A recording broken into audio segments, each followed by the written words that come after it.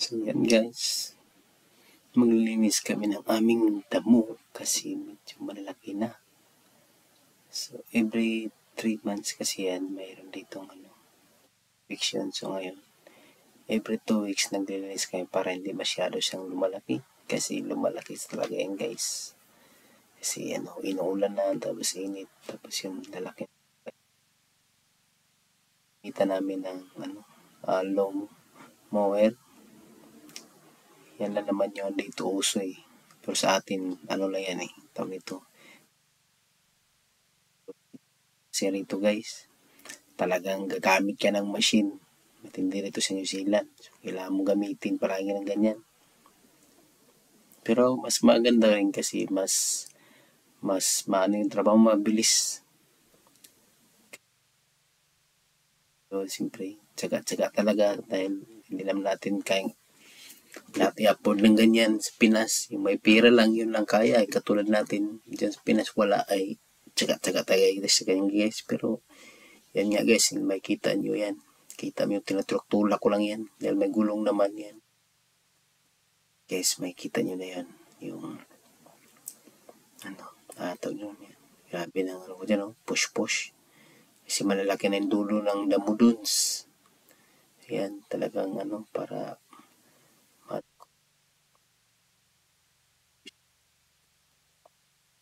kaya nga guys, gumamit pala ako ng yung air map para kasi masakit sa tainga yan guys kasi maingay. Kaya nag-voice over ako kasi maingay guys, maingay pakinggan. So kaya ginagamit ako ng ganyan voice over para maganda sa pagdinig ng mga sa manonood. So yan talaga guys, panoorin nyo na lang yung yung tulak-tulak ko dyan. Tingnan mo yung tulak-tulak ko. Para akong dyan eh. Hirap itulak guys. Pag makapal ng damo niyan. Talagang matigas. Pero pag mababa naman siya guys, madali lang siya tulak. Pero pag yung yung makapal ng damo, mahirap na. So yan guys, yan. Grabe ng tulak-tulak natin dyan. Guys, so thank you sa sa panunod nyo guys. Yan.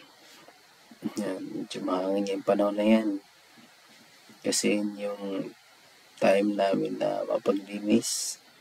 Yung mga kasama ko pala, andun naglinis din sa kabila. Yung sa gilid sila ang nagdadamo niyan.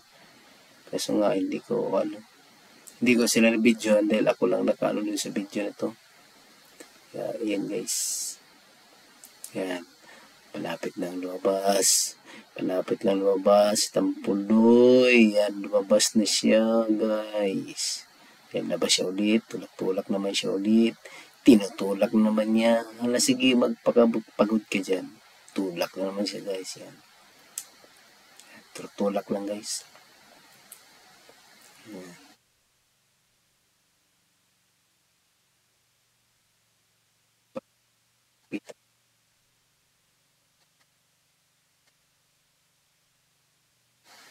Tulak lang natin yan.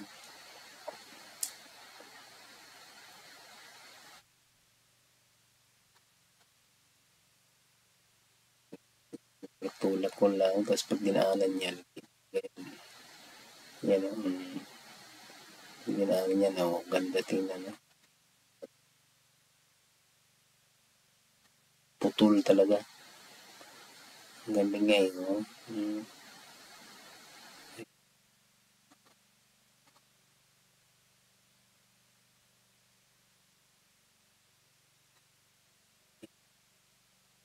Guys, yung aking video ulit. Salamat ulit sa panonood nyo guys. Kahit sana supportahan nyo ako sa aking video. Thank you so much talaga. Happy days for everyone. Kung saan man tayo sulok ng mundo. Isang magandang, masayang araw po sa inyong lahat. See you on my next video guys. Thank you so much. Paalam po.